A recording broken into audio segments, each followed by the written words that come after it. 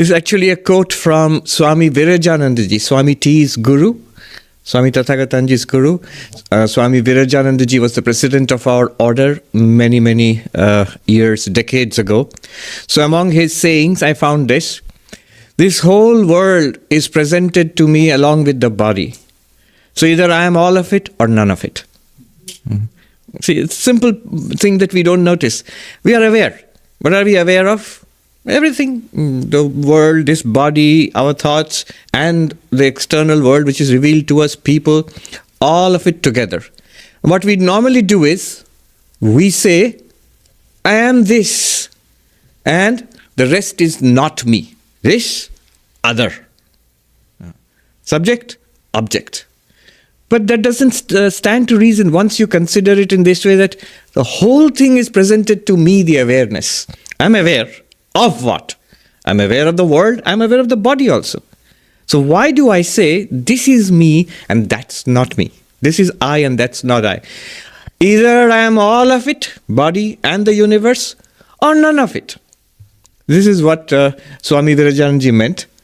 And while reading the Ashtavakra Gita, I came across this very verse. So Swami Virajanandaji was quoting from the Ashtavakra Gita. In the second chapter of the Ashtavakra Gita, in the second verse of the second chapter, the verse goes, Yatha prakashayam yeko deham menam tatha jagat ata mama jagat sarvam athava nacha kinchana. As I, by myself, reveal this body and this entire universe, therefore, either all of this universe is mine or none of it is. What a beautiful verse, what a radiant verse. I'm struck with wonder. You know, Byram says that Ashtavakra, when all the religious teachers and philosophers and poets have said what they wanted to say and fallen silent, Ashtavakra begins to speak. And what he says, his words seem to come out of luminosity. They appear on the paper in paper and ink. They come out of a radiance, and the moment they touch the paper and ink and paper, and then the next moment they disappear back into that radiance. They're so luminous. And this verse is like that. I was so wonderstruck at this wonderful verse that I thought I want to share my wonder with you today. Ashtavakra says that just as I illumine this body, so do I illumine this entire world, and therefore I identify myself with only this body. This is my body, but then I should also say that the whole world is mine on that principle, or none of it is. So we will go into this today in some detail. It may seem like abstract and heavy philosophy, but it's about you. It's about us. So it's the most exciting subject that is, and the subject dearest to our heart. I, me, myself. That's why Advaita Vedanta is very interesting, because you should take it as your story. First of all, we must start with the consideration of this body-mind, ourselves, what we think of ourselves. Vedanta always starts with ourselves. And here Ashtavakra gives us a clue. Yatha prakashayami eka deham enam. As I reveal, as I illumine this body. Now by this statement he gives us a clue where we begin our investigation.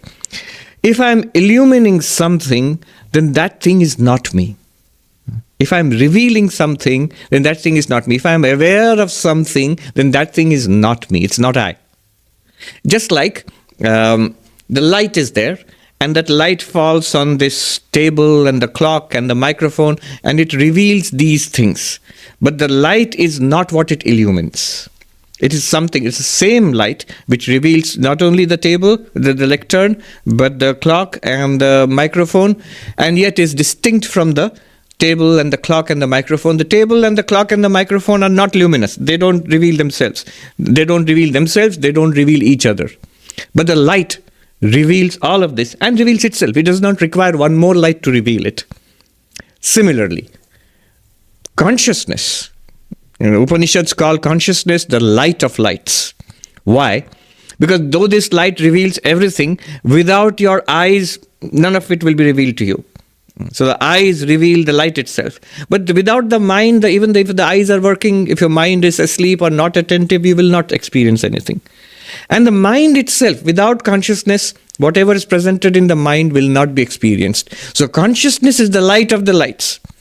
The light of this light is your eyes. The light of your eyes is the mind. The light of your mind is consciousness. The light of consciousness? No, it is the light of lights. It is the only one which is self-luminous, shines forth and reveals everything to you, to me, to us, the knowing subject. That which is light, that which is awareness, must be distinct from its objects. The luminous and the non-luminous, the aware and the not aware. In Sanskrit, Chit, Jada, they cannot be the same thing. Another way of understanding this is that which is the knower and that which is known, that which is the seer and that which is the seen, they cannot be the same thing. Drashta and Drishya, we are familiar with this argument. Consider the eyes themselves.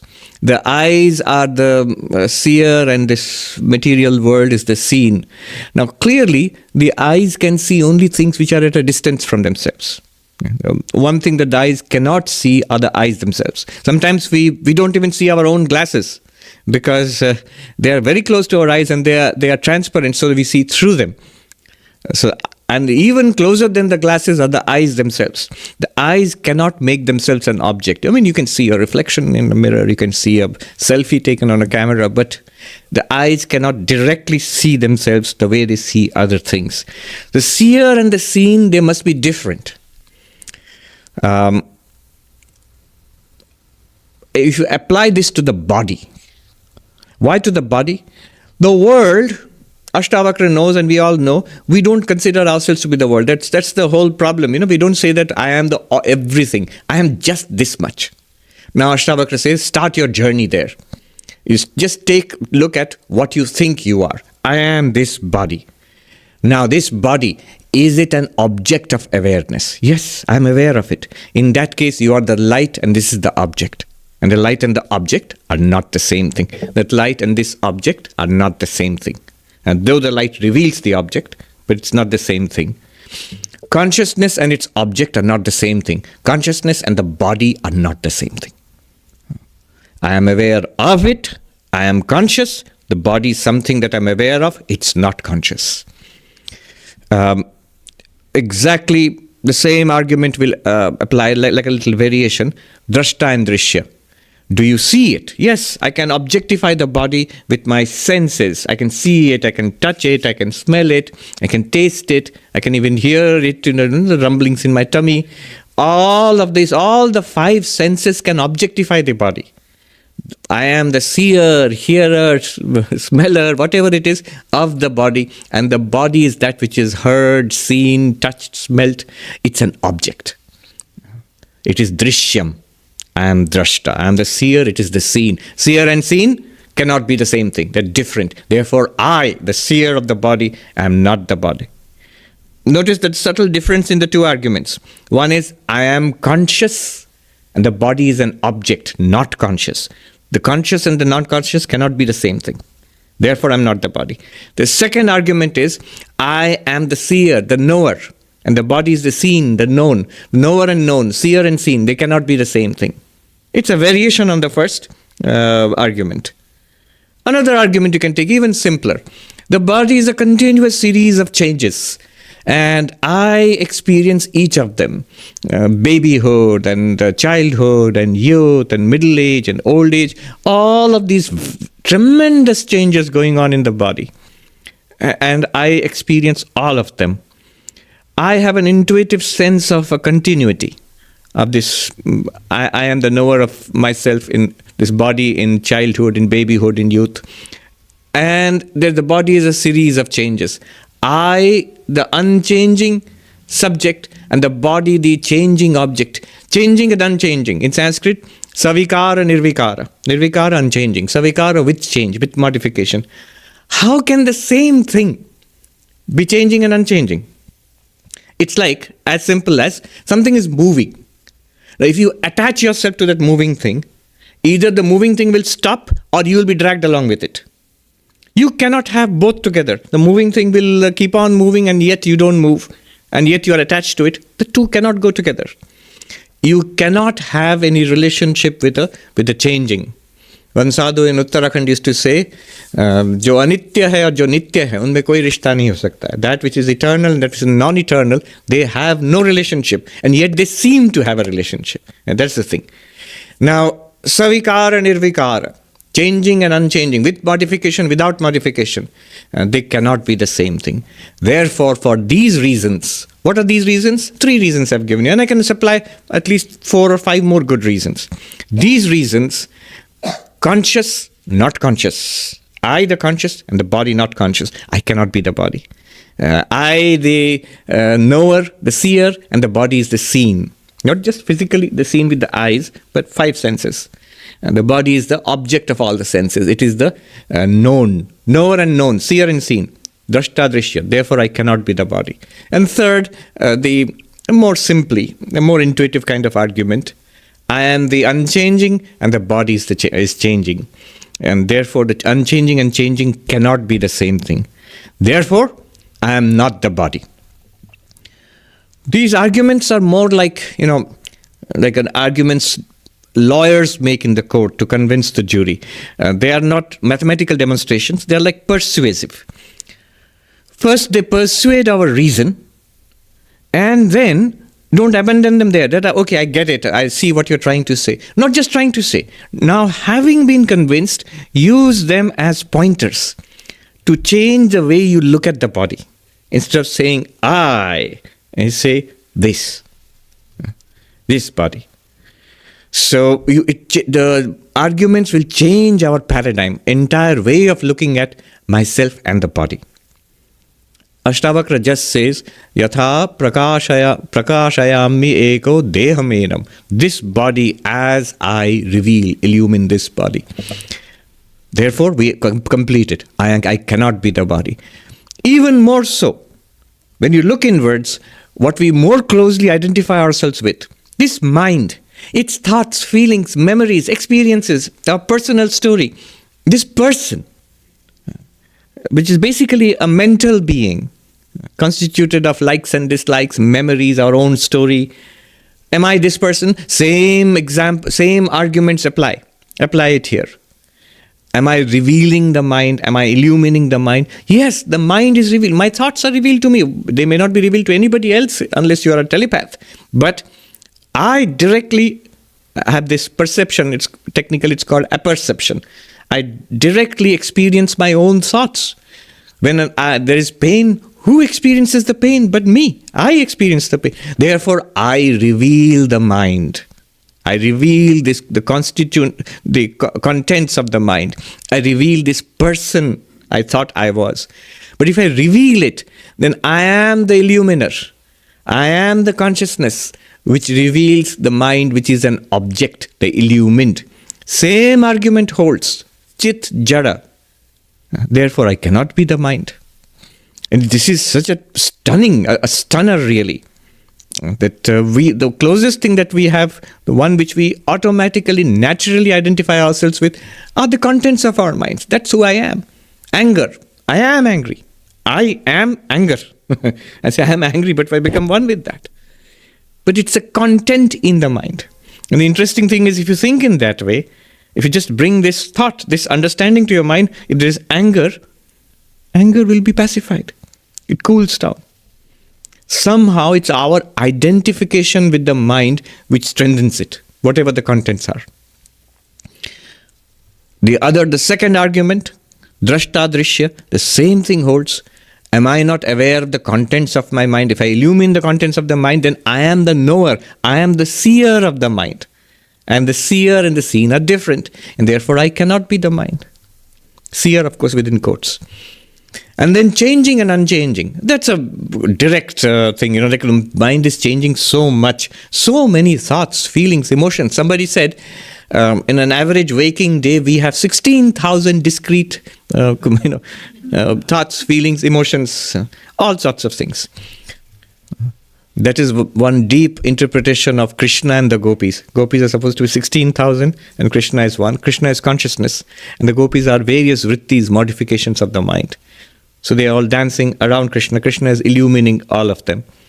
So in that sense. Anyway, changing and unchanging. The same arguments. Chit jada, consciousness, not consciousness.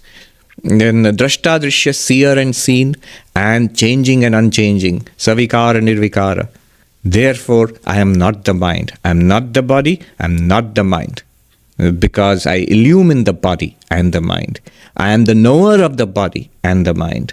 I am the unchanging, and the body and mind are continuously changing. Therefore, I am not this. All of Advaita begins here. This is not Advaita, by the way. One Uttarakhand sadhu put it nicely. ये जो दृष्टा दृश्य करते रहते हैं ना, ये कच्चे वेदांती हैं. Those who keep on doing this, I am not the body, not the mind, they are unripe Vedantins. They are beginners. So yes, this is the beginning. This is the very end of the process called Sankhya. This is what Sankhya is driving at. But Advaita begins here. It starts. This is the ABCD of Advaita. At this point, we will say, no, I never said I am flesh and bone. But what I mean is, this is my body. Yes, I'm willing to go so far as to admit, I am not the mind, I'm not my thoughts, it's my thoughts. Don't you hear what I'm saying? It's my thoughts, it's my body. And Ashtavakra is ahead of us there. He says, it's not even mine. The body is not mine, Athava nacha kinchana. It's none of it is mine. The body is not mine, even the thoughts, the mind is also not mine. How so? I do feel it's mine. Why do you think the body is yours? Did you make it? No, I didn't make it. But, all right, somebody gave it to you as a gift. Do you have the papers for it? The insurance and the documents of transfer and document of purchase? No. Do you own the materials out of which the body was built? The various, the earth and fire and water and air, or the various elements of the periodic table out of which the body is made. Do you own it? Was it? No, none of it. We say, look, it's not that. What I mean is, I experience the body from within, and I can control it. I'm in charge of it. Really? Are we really in charge of it? How much of it are we in charge of? Vast majority of the biochemical processes going on which keep this body alive and functioning, we have no idea. It's just modern science is beginning to discover some of it. It's vast and complicated and very sophisticated. We would have no idea of what to do if we were, suddenly the body says, okay, nature says, all right, you think you're in charge. Here, take the wheel. Drive this body around, take it for a spin. We'd collapse. Mount Sinai, emergency room within minutes. You'd have to call 911. What happened? He took charge of his body. He's having a seizure. That's what would happen to us. We have no idea how to run even a tiniest fraction of the processes going on in this body. Gita, Krishna says to Arjuna, Prakrityeva karmani kriyamanani sarvasha. That all the processes which are going on in this entire universe and this body is part of the universe. Everything is being done by nature. He doesn't even say God is doing it or I am Krishna doing it. This is just nature does it. Ahankara vimudatma kartahimiti manyate. Deluded by the functioning of the ego, the sentient being thinks, I am the doer. I am the controller. You're not. It is not your body. It's nature's body, God's body, whoever, but it's not ours. In no way it is ours. It's continuously changing. The changes will not stop for us. I like this being young. Let's stop here. No. It won't. So it doesn't obey us. We are not in charge of it. It's not mine. No more so is the mind yours. Neither the body nor the mind are mine. I am not the body is not mine. I am not the mind is not mine. This is the fundamental insight which is given to us in Advaita Vedanta. This clear separation between consciousness and everything else. As Ashtavakra says, everything is revealed to me by consciousness. And that which is revealed to me by consciousness, or I, the consciousness, I am become aware of it, that must be different from me. I am not it. It's an object.